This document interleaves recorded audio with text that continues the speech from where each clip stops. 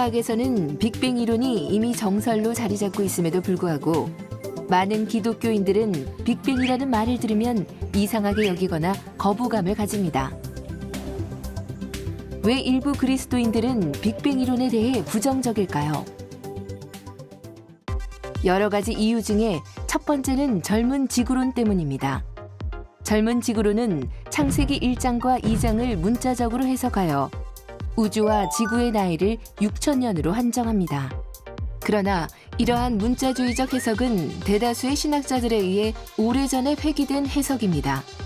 더군다나 창세기 1장과 2장을 과학적인 이론으로 받아들이는 것은 바람직하지 않습니다.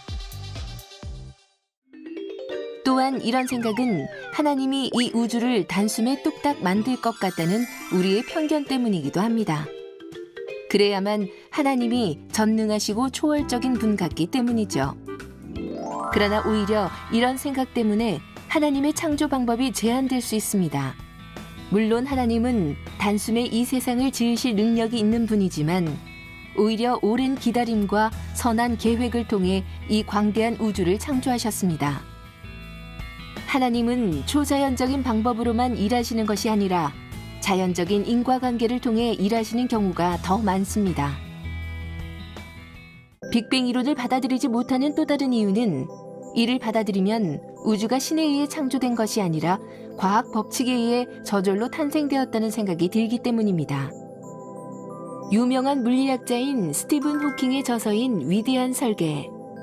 이 책은 2010년 출간과 동시에 많은 주목을 받았는데요.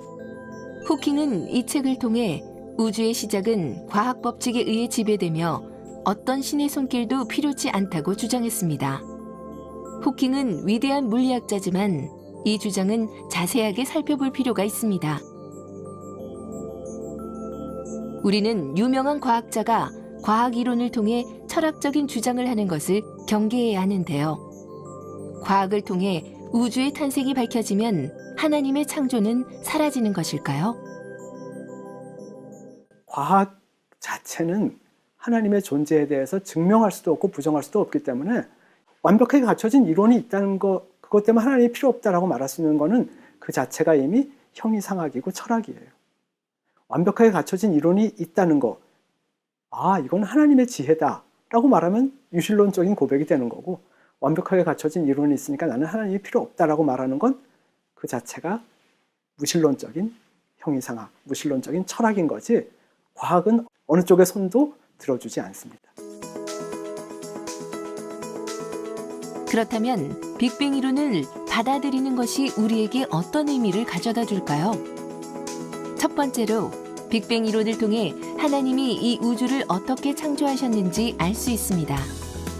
이를 통해 하나님의 지혜와 창조 세계의 아름다움을 더욱 풍성하게 느낄 수 있게 됩니다.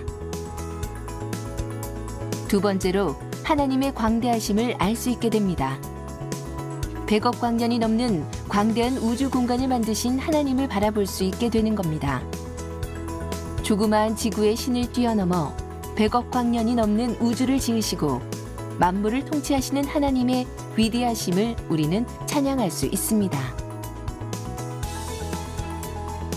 빅뱅 이론이 하나님의 창조를 부정한다는 생각은 과학에 대한 오해에서 비롯됩니다. 그리스도인들은 과학을 두려워할 필요가 없습니다. 과학은 하나님의 창조 세계를 관찰하는 학문입니다. 오늘은 빅뱅 이론을 통해 하나님께서 이 아름다운 우주를 어떻게 지으셨는지 묵상해 보는 건 어떨까요?